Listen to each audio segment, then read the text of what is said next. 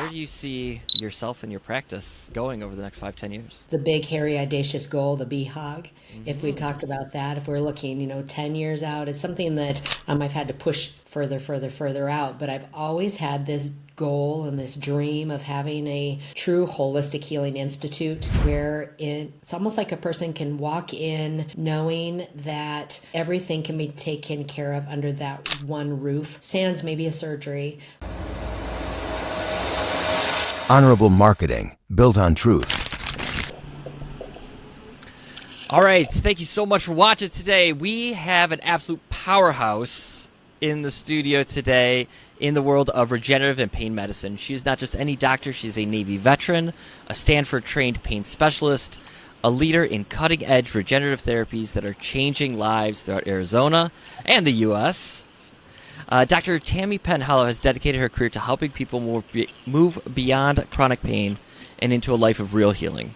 She is board certified in anesthesiology and pain medicine, but what truly sets her apart is her deep commitment to precision diagnosis and individualized treatments. Whether it's PRP, bone marrow-derived cell therapy, or advanced aesthetic regenerative treatments, she is pioneering the future of medicine, helping people not just survive but thrive. Beyond her clinical expertise, Dr. Penhollow's journey is one of service, resilience, and relentless pursuit of better solutions for her patients. From treating soldiers in the field to now helping people reclaim their quality of life, her story is inspiring, and her insights today will be game-changing for some of you. So Dr. Tammy, we are so excited to have you. How are you doing today? Thank you, Paul. I am doing great. That was a beautiful introduction. Many shades of gratitude to you for that. Yes. So we were introduced through a mutual friend, and as I was doing a little bit of research on you, I got so excited to talk to you because you and I are aligned on a lot of things. And so one of the things that I like to ask just to start out is give us an idea of your practice journey. Where it went from beginning your practice to where you're at now to where you see yourself in a few years.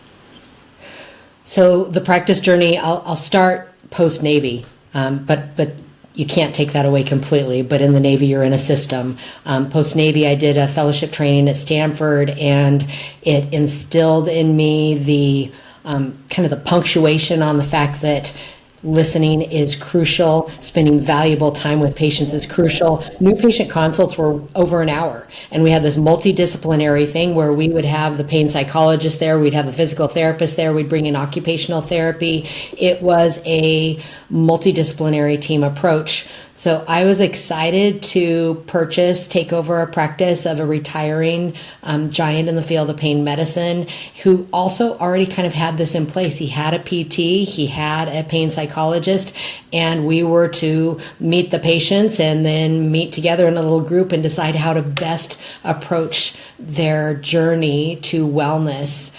And I was thrilled to take over that practice. It didn't end up being what we all thought it was going to be due to some things. So I closed it, moved to Arizona where I'd done my rotations for medical school and fell in love with it. And in that transition, I entered the system.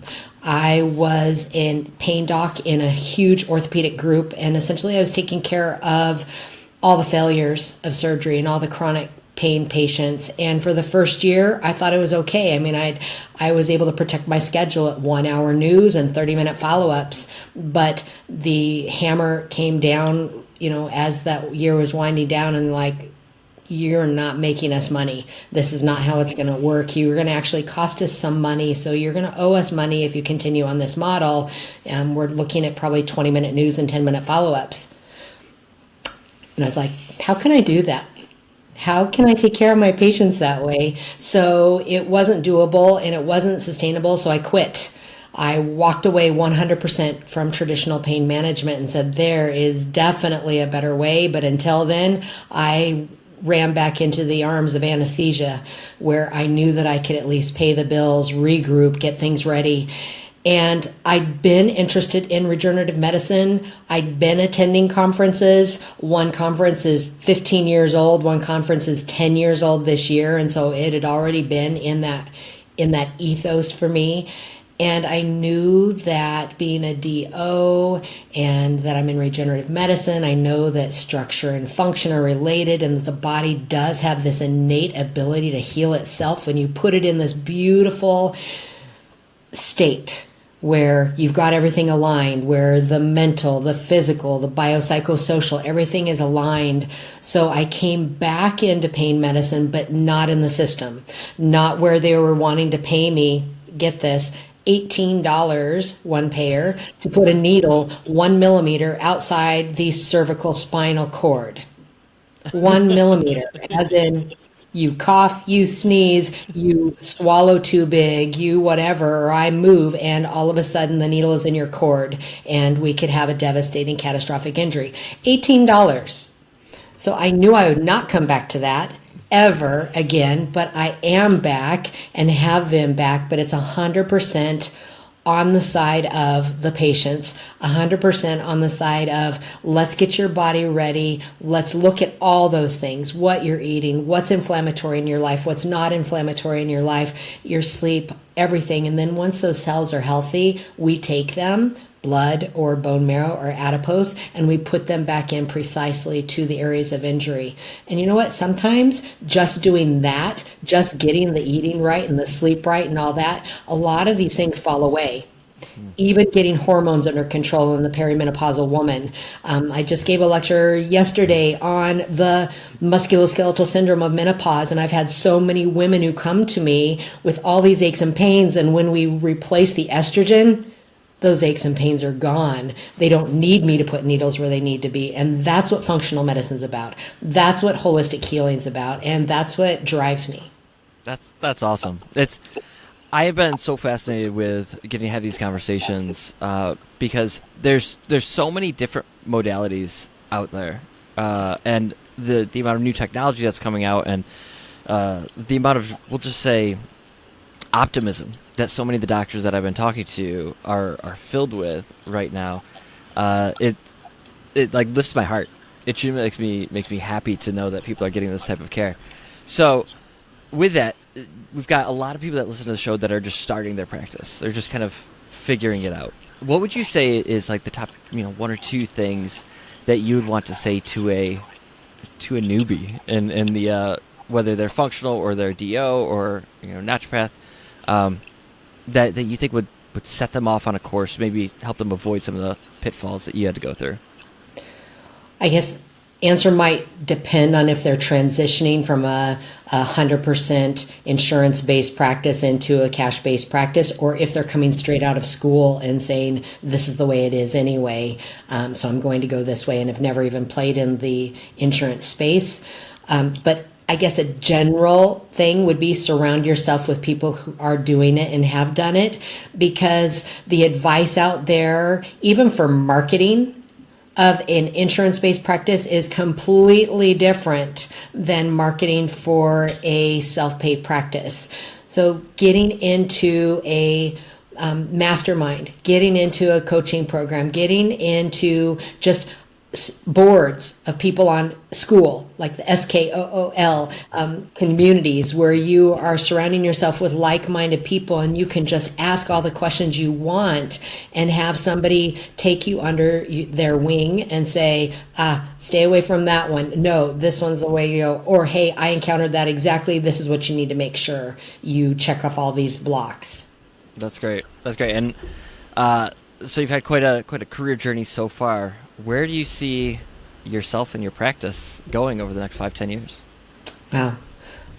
The big, hairy, audacious goal, the BHOG. Mm-hmm. If we talk about that, if we're looking, 10 years out, it's something that I've had to push further out. But I've always had this goal and this dream of having a true holistic healing institute where it's almost like a person can walk in knowing that everything can be taken care of under that one roof. Sans maybe a surgery, but anything from their wellness can be taken care of. And I envision something multi-story, multimodal. You walk in and you get a little kind of tracker, not that we're trying to implant things into your body, just a tracker that then lets us know. So we're calmly moving you. You move from the juice bar to the supplement area. You go get your massage. You come back through and you have maybe a a pulsed electromagnetic field training on your shoulder, and then you might go in for some cranial magnetic stim for your treatment of depression, or just to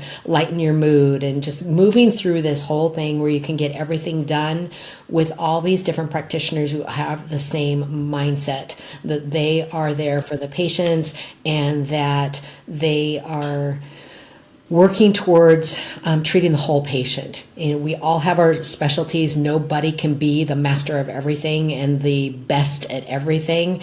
And it's important to have all these other people to shore up your patients and give them the best experience. Oh, I absolutely love that idea. I'm already vision boarding it for you right now. I'm thinking about the nice little grassy area that people come in. You got to walk through the grass first to start regulating your body. And, Yep. Get right into the detox, right into the. It sounds awesome, and you seem like the type of person that will bring something like that to fruition. Maybe even a franchise, right? Yeah, you start with one, right? Yes, start with one. But I say often that if functional medicine doctors, the people throughout the industry, if they understood marketing, I think that would have a bigger impact on the U.S. than nearly anything that DC does, or, are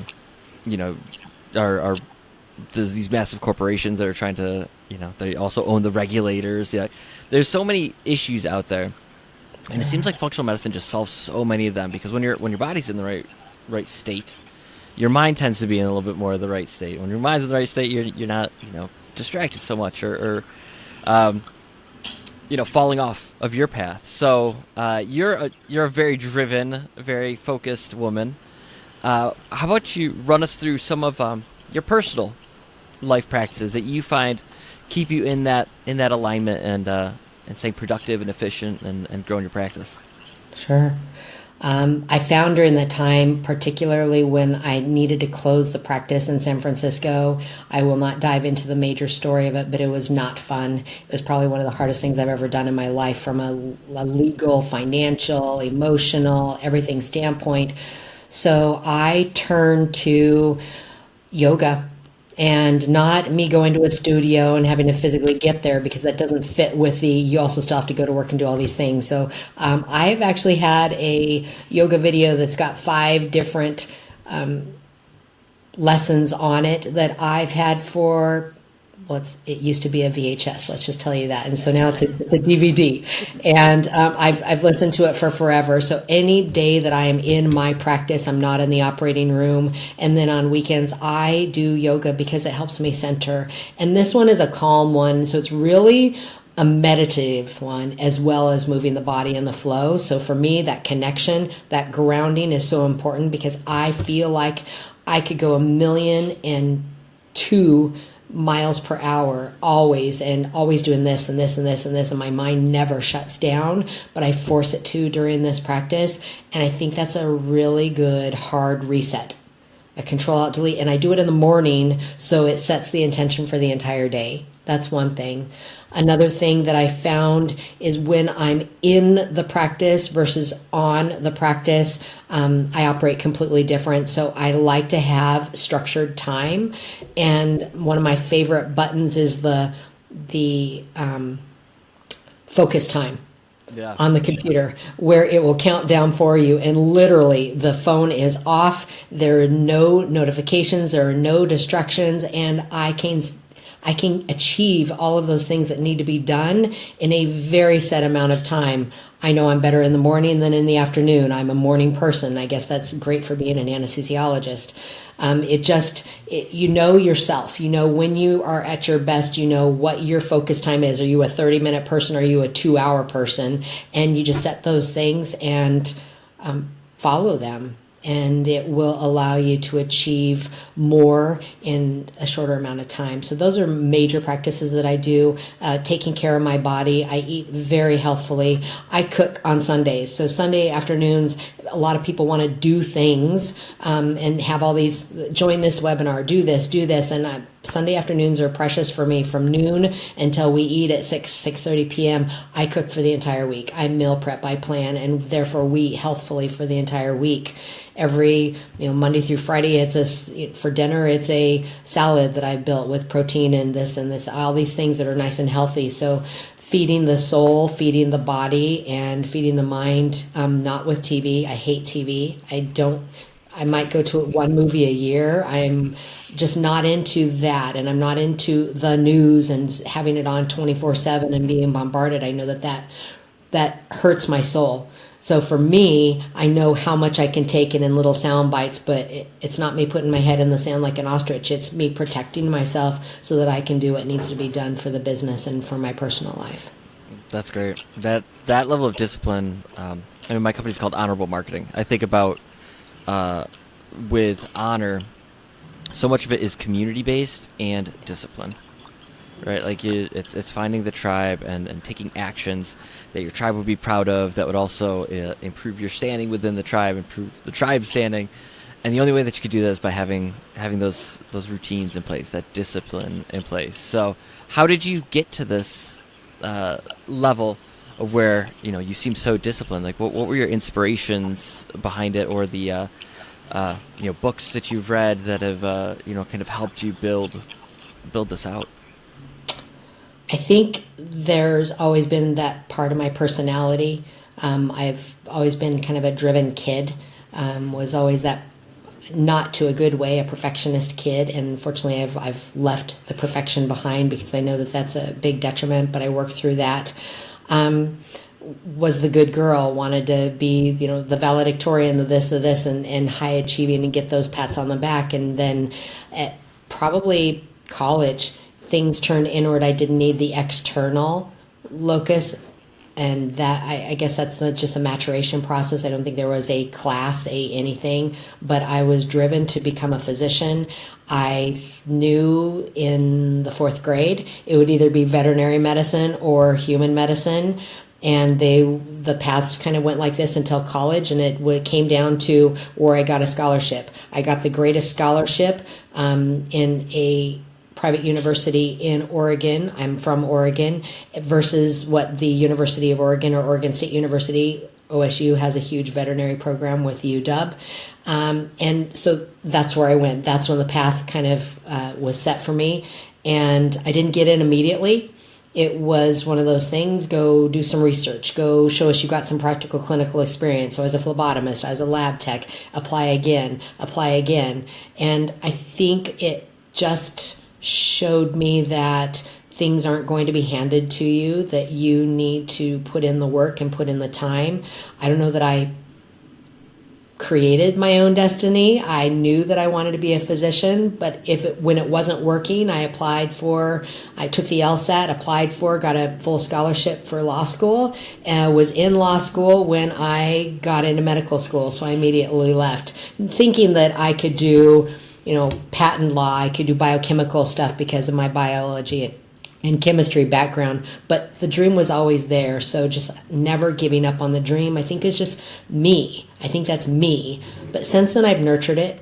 I have read a lot of marketing books, a lot of small business books, a lot of things that just kind of help you brand. I think those have been very pivotal. Excuse me, I'm not finding my word very well. It's pivotal. Thank you. It's pivotal. But the brand called you, and raving fans, and those kind of things that just help you get into the mind of the patients. Don't want to hear that you're a Stanford grad and that you took care of this and this and this and these were your patients, or what. They want to hear that you hear them, that you want to listen to them and you want to take care of them. All these things on the wall are not important. I have nothing hanging in my office about my diplomas or that. They want to know where we are now and how I get people back to what they want to do. So stories are crucial, and stories are important even in marketing. And I think being able to flip that off with the reading that I've done rather than stay focused in the doctor mindset. The doctor mindset is, who are you? Hi, I'm an anesthesiologist. I'm a pain management doctor. I went to Stanford. I was in the Navy. I trained at Walter Reed National Naval. Patients don't care about that. And I really don't know why we continue to care so much about it in our social circles or our professional circles of medicine, because that's not what it's about. Yeah, you make me think of the sales side where it's, people don't care what you know until they know that you care. Yeah, I think that's a big part of it. And I do also find that that's one of the great differentiators, too, with functional medicine versus the sick care system, standard healthcare system, is people just feel heard. They feel taken care of. They feel a actual relationship with their doctor in so many ways. So a lot of that comes down to differentiation and telling that story. What do you find is the most effective ways that you've been able to tell your story? I know you have some incredible content out there that we've been checking out. Tell us about that journey, because it's a lot to do content and to piece it all together and find the right team for it and all that. And you're doing a remarkable job. Well, thank you. I think it's finding the right person to work with, the right person to take you under their wing that is not there to take advantage of you. Unfortunately, I can tell you I've spent tens of thousands of dollars on marketing that didn't work, that was not the right message, or was something that cheapened what's done, like get them in the door for a free consult. 1 hour of my time. You're not going to value me or what I have to say if there's no skin in the game. If there's not, the no-shows were outrageous, or $49 for an hour with me, that I don't want to see me for $49. I don't think anybody wants to see me for $49. So I think surrounding yourself again with somebody who says, look, you're a physician. You have already the authority. You have already the credibility. What you don't have is the reach. Let's get you the reach. And the way to do that is, right now it's social. And about a year and 3 months ago, I dusted off the YouTube channel and started putting out things there. And it's not, I don't once in my educational video about how to take care of your knee pain when you bend, or knee pain going upstairs or downstairs, say, come work with me and I'll fix it. There's a blurb at the bottom because you'll do things like the call to action banners, etc. But my talk is education. It's educating. And part of that, I know that there's a structure that people need to hear you for how many hours, how many minutes, or see you how many times. I know that there's the science behind all that. But really, it's, if I can help one person, because they live in Canada, they live in England, they live across the United States, and they're not going to make the trip to Scottsdale, Arizona, but they now know that putting a pillow between their knees at night, and the very first thing they do in the morning is stretch the calf muscles and warm up the quads before they hop out of bed, or to hop right into the warm shower to help their arthritic joints because it likes warmth, then my mission has been satisfied. I am happy. I don't need all the people who hear me to be my people. It's okay. There's only so much bandwidth, but I do want to make the world a better place. So that's where I've dove in, and it's through the YouTube channel that then you can go to Facebook or IG or LinkedIn or whatever, based on who your audience is. But I generally know who my audience is based on what you can glean off of the YouTube analytics. Mm-hmm. Yeah, I think it's really important from a marketing standpoint. Sorry, I could talk about marketing stuff all day. That's what I do. But it's so important to have, your entry point. Like, what is the one thing that I'm good at? The rest will get better because of it, right? But is it YouTube? Is it Instagram? Is it TikTok? Right? Like, where's that one place where I feel my most authentic self to generate that content? Because then you could repurpose it. You could do lots of stuff with it. And I love that you went YouTube, because I think that your communication style and the information that you're putting out there really does need that 10, 15, 20 minutes sometimes to really kind of get through that conversation. So do you ever go back and look at your old videos and like laugh at yourself a bit? Like, yes, absolutely. things have gotten easier. I mean, even a better camera, a better mic system, a better ring light. But no, the message gets clearer. And I know that sometimes you should go back and re-record the same stuff over again just so it's fresher and it does have that more polished message too. Have you been getting into utilizing AI for content generation and brainstorming ideas, things like that? Yeah, I do. I do actually. Even from something like Answer the Public, which I know is gleaning from that, to be able to know what are people asking about. I focus on the knee right now. So is it knee pain? And then all the questions that are asked, why knee pain? When's it time for a TKA? When is it, an emergency? Why does it hurt at night? Why does it hurt in the day? Why does it hurt when I run? Why does it hurt when I walk? So something like that. But more recently, it helps me with my hooks. I will say, get me a catchy 30-second hook introducing a guest who is a world-renowned orthopedic surgeon, or whatever it is, and we're going to talk about this, knowing that this is my channel and this is my audience. So knowing the first 30 seconds, people are going to flip on or flip off of a video on YouTube because of the squirrel mentality. And using AI for that is fantastic. Taking videos and turning those into helping me write my newsletter, because I will feature 2 videos and I put the transcripts into ChatGPT, for example, and say, generate the 5 questions that I've asked and answered, generate the top tips, generate these things. And it helps me structure my newsletter. So it's not me writing all this stuff de novo. It's already there. It's already out there. So the repurposing, I am using it. Yeah, it's an absolutely incredible tool. And I think our world in many, many ways is going to be very different in the next 6 months, year, 2 years, because of the implications of it.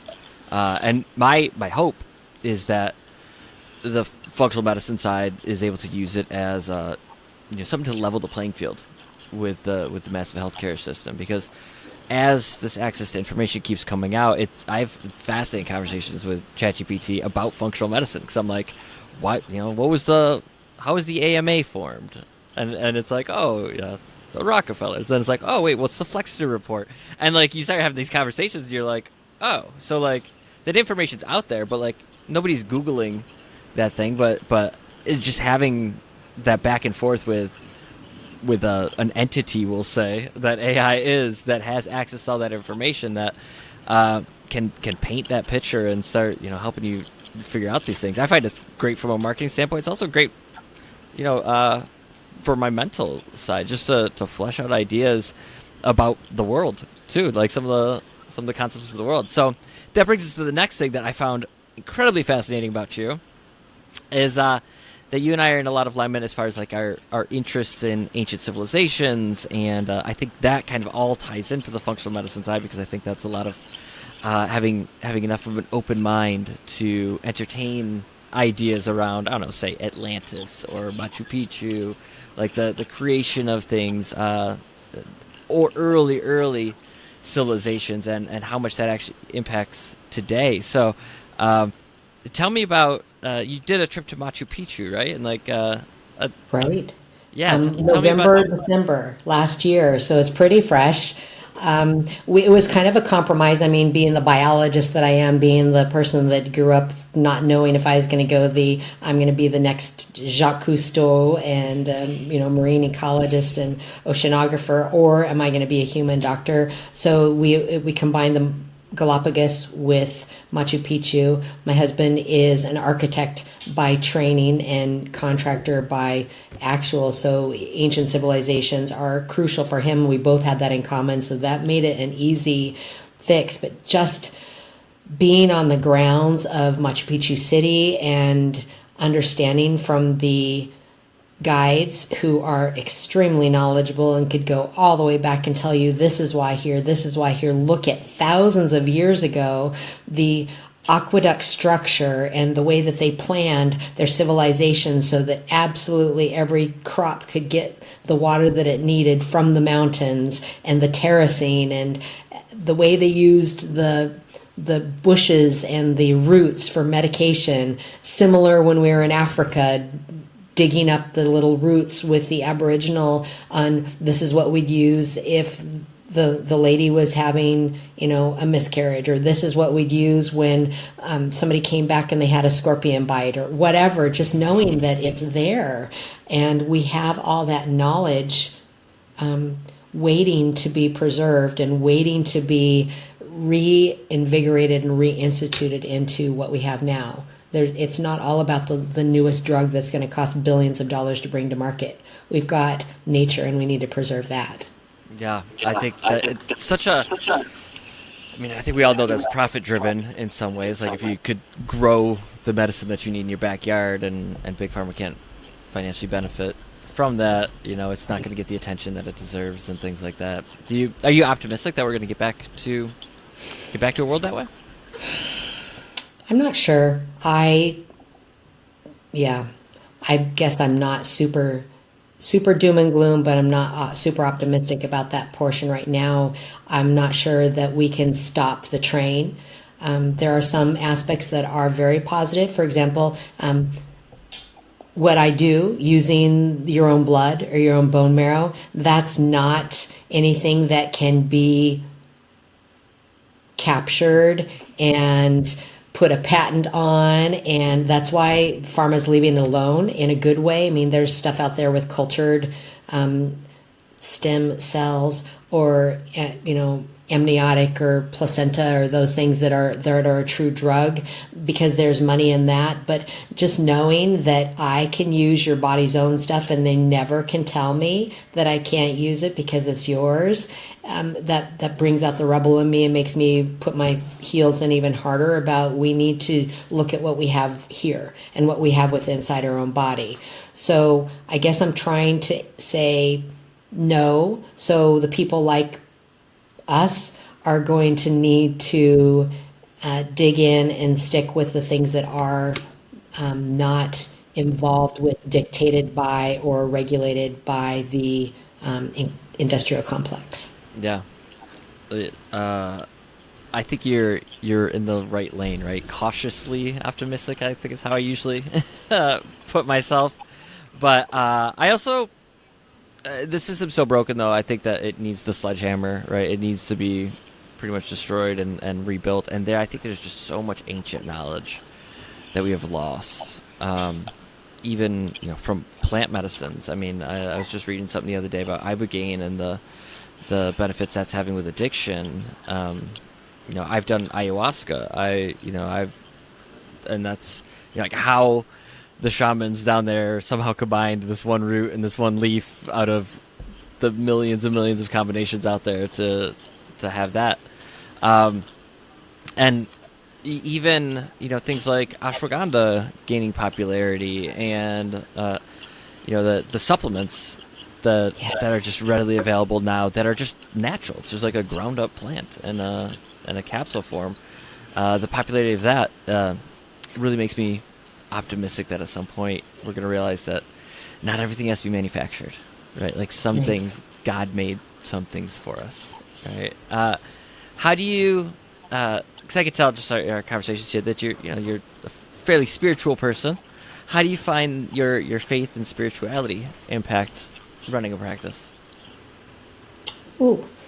I think knowing that there's something larger out there than me, there's something larger out there than we, is something that it's pervasive. It's always influencing anything that I do. And that, I guess more in the Buddhist mindset rather than, the whole thing about leaving the earth better than you found it, making a person feel like they were heard, just that improving things in a way that you're not the master manipulator, like the puppet master making things happen, pulling on strings, but rather enlightenment and those things is how I approach the world in general. So it filters into the practice, and treating every individual as a true special person. People get frustrated when they call and they want to know a price of PRP, and I don't know. And they think I'm being flip when I say I don't know, but I don't know, because I don't just draw your blood and put it in your joint. We have a conversation. I want to know what's going on. I want to literally get to the root cause. And it's not just about drawing a vial of blood and putting it back into the joint. It entails all these other things. So we're not a pill mill. We're not this is a 15-minute visit, come on in and blah, blah, blah. It's truly about personalizing and individualizing a care plan. So I've never developed the same care plan for anybody, so I don't know the price.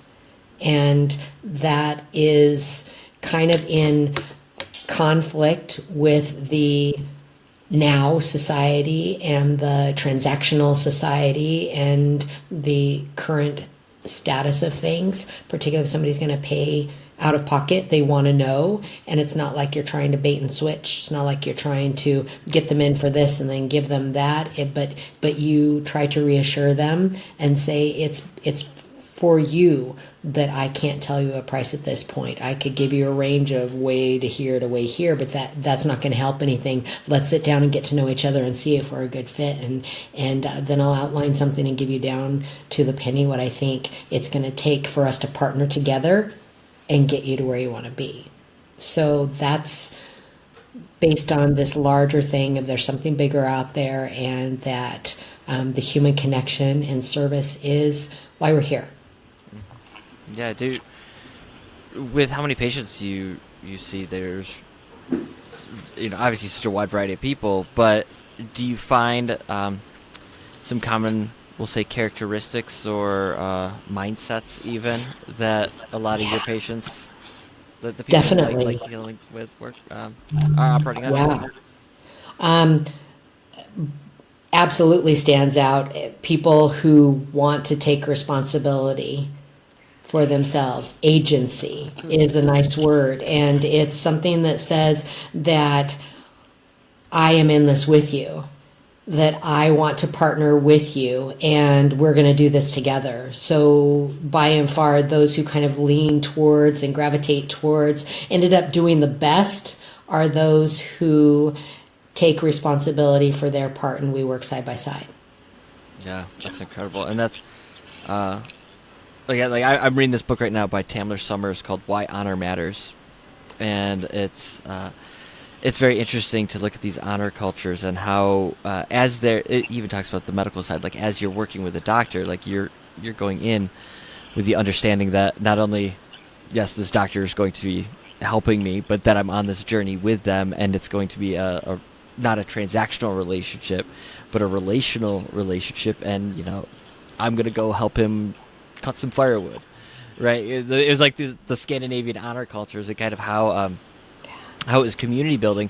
But when they looked at I don't want to say shamans, but they looked at like the holistic healers in that area, that they were revered, but it was always that they were a member of the community, and it was something that I just feel is lost so much now with our kind of dignity transactional culture. You see it in so many ways. So how do you think that we as a society, as a country, can start building that community again, start getting those relationships again? Do you think that with the internet it's just kind of done and we're going to have to just do what we can, or do you think that we're going to get back to a real community focused society again? Paul, I hope we can. I do think that it needs to be intentional. I don't think it's going to happen if we lay back and say, do unto me, and just be the isolationists that we are tending to be after the pandemic. But even before that, it's not, that just maybe put a punctuation mark on it. But where it's so easy that you never have to leave your house, that you can have Uber Eats drop things by, you can do your Costco shop. Everything can come to your home and you never ever have to leave. Technically, you can do telehealth. You might get out and walk the dog because the dog has to, or you might build a dog run and let it go poop in the dog run. I just don't know. So I hope so, but I think it needs to be very intentional. And I had a beautiful conversation with somebody who, yesterday, Dr. Alan Mishra, highly recommend that. I think you and he would meld very beautifully, and that your people, the vitality movement, the vitality explorers, and the dare to be vitals that are. And it entails reaching out. It entails making the effort. And he does a 99-second challenge where in 99 seconds, you're going to text 3 people. You do not expect them to text you back. You just go through, and it could be somebody that you talked to a week ago, 2 months ago, 5 years ago, and say, hey, I'm thinking about you. I just want to let you know you've made an important difference in my life. And I really remember blah, and be well. And it may be that just reach out. It may be that they just look at it and go, wow, that just gave me a warm fuzzy. That's awesome. And it may be something like, wow, I was in a crappy place. That was something that really like buoyed me, and it plugged me back in, and it gave me what I needed to make the step, the whatever it was, the call to this, the do to that. You don't do it though selfishly, that you're hoping to get something back. You do it because you're a human and you want to regain connection. But there's some endorphins that come out of it from you too. You are connecting, whether the connection is reciprocated at that moment or not. So I think that little steps like that, and you can just say, I'm going to do this once a week, or I'm going to do this once a month. Those kind of things are going to be necessary. Intentional stuff. You're going to make a date to this Friday, I'm going to go do this, or I'm going to sign up for some class that I love. Like, I've never made pottery before, but I want to get my hands in that because I just visited Machu Picchu and saw the most beautiful vessels that were thousands of years old. So I want to take a pottery class. And then you're putting yourself in like-minded areas with people who have the same thing. So that connection, it's not going to come to you though.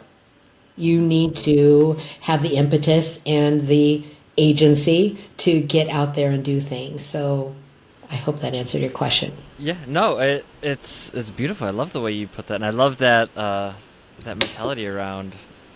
With my group of friends, I've had the same group of guy friends for 30 years. I'm the weirdo that's just like every once in a while sends the individual message, be like, I just love you, dude. Like you're an awesome guy. I just appreciate you being in my life. And I'll send them a prayer that I said for them or something like that. I don't get it reciprocated really ever, but it's also fine. Like I see that as part of my role in life, right? I take that agency myself of like, nobody's going to just randomly say like, Paul, you're doing a great job running a business. Maybe my wife, she's really nice, right? Like, but my buddies aren't going to be like, Paul, I'm super proud of you for building the business. Like, just not going to happen. But I could tell them, hey, like I saw the video you put on Instagram of you playing with your kid.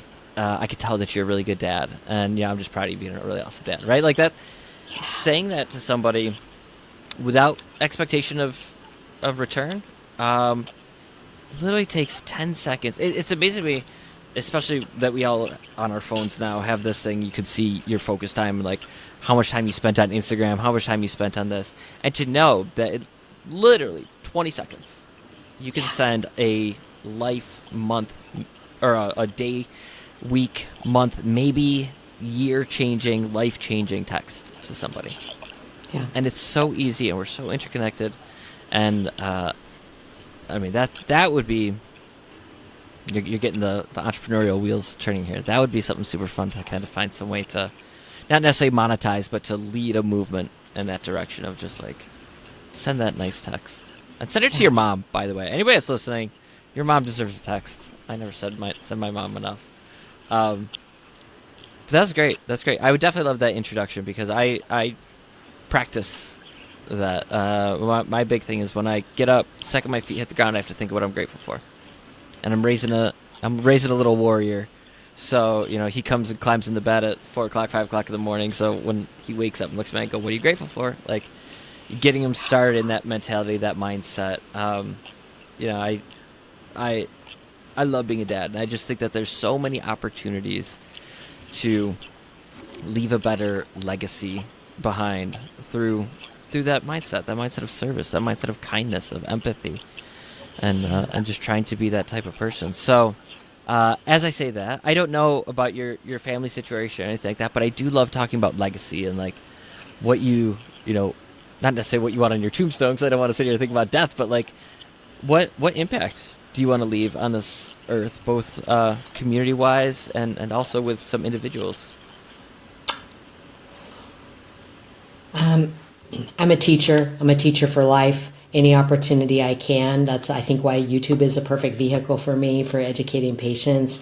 In the office, I educate patients, but at the ground level of pre-meds to med students, to residents, to fellows, to those who are entering the field of orthobiologics or regenerative medicine, I am ready to teach and am actively involved in, go to spring break, or it was spring training last year that the Arizona Medical Association had the medical students and residents section, and I spoke to them on the pitfalls or the benefits of private practice. You don't have to be hired by the hospital. You don't have to do these things. So any opportunity I have is just imparting the knowledge, even talking to them about immediately developing an LLC. Get your own LLC, your own name, claim your name. The brand is you, and then you have it, whether you use it now or not. And getting the structure into place for the legal and the asset management and all those protections ready to go, so that when you're ready, it's there. And when it's you're called on to have this opportunity to teach and pay it forward, then you are ready for that too, or a business opportunity falls into your lap. So just preparing. I think that it's the highest compliment when people who I work with have said, I remember when we sat in the OR together, and yes, we managed this patient well, and we had this thing happen, and that it ended up being just fine, but I remember more the conversation we had, and that you helped me recognize the importance of whatever it is, that lesson. So I think that one person at a time, I'm fine with that. I certainly enjoy having an impact on a larger scale and having a larger stage. So the however many thousands of people you can impact on a YouTube or something with a video, but I hope that my legacy is just knowledge and passing on knowledge and empowering people. I don't know that there's something specific like I'm going to be an inventor of XYZ or the latest PRP kit or anything like that. That's not really my thing, but in the relationship realm and passing on knowledge is probably my legacy. Yeah. I was reading some of your reviews. I could tell that you've certainly impacted many, many lives, and it's one of the things I like to talk with the functional medicine doctors about, is because we really are at an inflection point here in society of, you have the ability to impact so many people with I'm proud of you for your bravery in putting out as much YouTube stuff as you do. I can't do that much. I would like to do as much as you've been doing lately, and I think it's just absolutely incredible, and it speaks to your character in so many ways. The fact that you're it's none of your videos are salesy or anything like that. You're just here is free information. Here is an opportunity for your life to improve in 10-15 minutes just by listening to this, and it's I'm thinking about how awesome it must feel in your place to know that there's still thousands. I mean, I was looking at your YouTube. There's still thousands and thousands of people that have sat down and just listened to you solve a problem for them. And it's really, really awesome. Yes. Yeah. So with that, the last thing I want to get into here, and we just touched on it just briefly a little bit. I've really been trying to help people with mindsets a lot lately, knowing who they are, understanding the value that they present. I think it's one of the things that functional medicine doctors really struggle with, is understanding their unique value. I mean, there is no. I had a gentleman the other day ask me for exclusivity in all of a large city. He's like, I want to be the only functional medicine doctor you work with there. I'm like, dude, you're crazy. I'm like, one, this rising tide is going to raise lots of ships, man. There's no reason for you to start being selfish about your business, and the more people we get out of the sick care system and get to functional medicine, the better. So no, you cannot have exclusivity. If that's a deal breaker, sorry. What are you gonna do? But as we're seeing kind of this rising tide with the new administration, regardless like how you feel about it one way or the other, it's very clear that opportunities are opening up for functional medicine. Whether it's like fixing the revolving door with regulatory agencies that's been holding it back, or even organizations like AMA, things like that. So tell me how you feel about functional medicine, the future of it. Not like necessarily the pharmaceutical side, but I feel like, and I see it on the Google Trends side, like search volume for functional medicine is up 450% in the last 3 years or something like that. Like, people want it. Like, so, I absolutely incredible opportunity to be like a type of person that you are right now, where you've already got, you're established, you've got the YouTube going, you've got your dream about the Institute. I think you'd be an amazing educator of the next. I know you got the Functional Medicine Institute and things like that, but people are going to need other options for getting into the industry, and as this growth is happening. So, how do you feel about the world of functional medicine in particular, and the ability that you are going to have to grow your practice? Because I mean, that's home base, right? Like, first thing you have to do is grow your practice, and then you can have that bigger impact. But how are you feeling about all of this, and is the new changes with this administration getting you excited about it, even re-energizing you in a few ways? From my standpoint, I think the biggest mindset thing that any of us need to go through in a growth phase like this is enough. There's enough. There are enough patients out there. There is enough people who need your help, that there's enough for all of us. So the exclusivity thing, it's not a player. You don't need to think, I want the whole entire city, the whole entire metro. Then there's going to be people who don't get what they need. And what they need, and they're screaming for, is the ability to take control of their health again, that they are ready to have agency, they are ready to have responsibility, and they're looking for the right people to help them get there. And they're not finding it in the current 7-minute or 6-minute, or name it down to well under 10-minute visits that they're getting in an insurance-based practice. So the mindset needs to be that together, organizations and even if it's a grassroots kind of organization, that we can form together and make protections for patients, protections for physicians, and move this forward so that it's more accessible to the people who need us. So I guess that's one part. The other part with regard to the new administration, I don't know enough yet. And my head is dizzy right now from what is said and not said, and walk back 15 times and then forward again. So I'm not quite sure how it's going to shake out. So I'm watching, and I'm a little bit curious. Well, I am a lot curious, because curiosity is one of those things that it's probably one of the best mindsets to have, as well as enough and curiosity. But with regard to where we can go, I think there do need to be some regulations to protect patients. There also needs to be some freedom to expand and to grow and to move beyond the things that were set in place by people who, well, we were a different world then, we were a different time then, but by people who are all profit driven. So, for example, within the regenerative medicine space, right now we have big restrictions for safety on stem cells in a vial, something that comes from a birth tissue, an amniotic fluid, a Wharton's jelly, a cord blood, etc., because it's not well enough regulated that people are going out of the country and they're coming back with infections that are taking months and months of antibiotics to clear, or death, or blindness, or just wasting tens of thousands of dollars. So I do believe that there needs to be the ability to bring the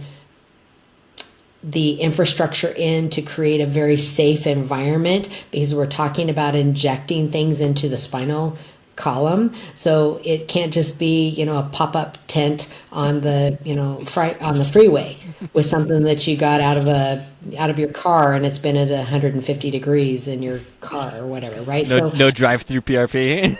No drive-through PRP. So I do think that there need to be some regulations for safety because it is a lot of scammy stuff right now with that. But on the other hand, there's amazing things that are happening. I just think we need to be able to do it in the U.S. and not have to go outside the United States for the ability to, for example, take your own cells and culture them in a CGMP facility that is absolutely the strictest. It almost looks like one of those movies where everybody's in white and the hoods and everything because it's sterile. But then you know that when they're culturing it, that they know there aren't a cancer cell that you're now magnifying millions of times over, or that there's a bacteria that's going to be magnified millions of times over, and then to be able to put that back in because we know dose response curves are there. You put 1 billion cells versus you put 20 or 50 billion cells, a completely different response is going to happen. So potentially, that's where I'm curious. Could we make some improvements here in the U.S. because of what's going on now, rather than drive our people to areas that are not as safe right now outside the U.S.? So I hope that answered the question there. Where do I think it's going in general? You've got it. People are looking for it. They're begging for it. They're demanding it. And then it needs to be that the experts are the ones who are giving the information, not some influencer who has all the reach. So we come back around to the people who have the knowledge, who have the experience, who have the background and the actual boots on the ground. I'm not just a lab scientist who's saying this, are the ones that need the reach to answer the questions that the public are craving, and then to provide the care that they need, rather than, again, somebody with a fake diploma from wherever. Do not listen to influencers for your health advice, please. Well, Dr. Penhollow, I think that's many people's very first source, or at least after you do that, then go and, take that conversation then to an AI system to flesh it out, and then go talk to a professional, right? And get like the real idea. That way you're educated and you're getting to talk to somebody. Technology is going to save us in a lot of ways. Dr. Penhollow, I absolute joy getting to talk to you today. You have this fascinating, engaging, wonderful balance of like, I can imagine you out in the backyard doing yoga, and I can also imagine you in a very sterile scientific environment, with your vials. So you are a very dynamic human being, and I had an absolute pleasure getting to talk to you today. I would love to give you the opportunity to just tell people how they can engage with you, how they can find you online. Thank you, Paul. It's been a pleasure. I do feel the synergy, and I will definitely get you in contact with Dr. Mishra. People can find me online at Dr. Tammy Penhollow. That's my YouTube channel, at Dr. Tammy Penhollow. And the practice is Precision Regenerative Medicine. So that's at precisionmedprp.com. Same Precision Regen Med on Facebook and IG, although those are not typically as heavily content pushed as the others, but everything goes from YouTube, and from there you can even get the podcast version of everything, or the Stem Cell Times is my new newsletter, and I'm right now every 2 weeks. I'm hoping to make it once a week, but I'm trying to grow that readership as well. Oh, that's great. Well, thank you so much, Tammy. I really, really appreciate it, and I hope that I can have you on again. I would love at some it. point here. Let's get it on the books, Paul. Thank you so much. This has been fantastic. God bless, and we'll talk to you soon. Thanks for watching. Like, comment, and subscribe.